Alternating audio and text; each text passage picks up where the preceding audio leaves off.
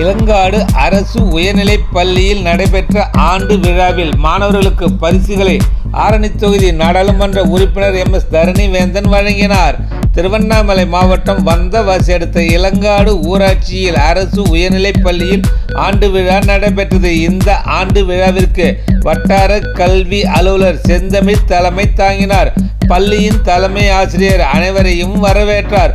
சிறப்பு அழைப்பாளராக கலந்து கொண்ட ஆரணி தொகுதி நாடாளுமன்ற உறுப்பினர் MS தரணிவேந்தன் நிகழ்ச்சியை துவக்கி வைத்து சிறப்புரையாற்றி கலை நிகழ்ச்சியில் பங்கேற்ற மாணவர்களுக்கு பரிசுகளை வழங்கினார்.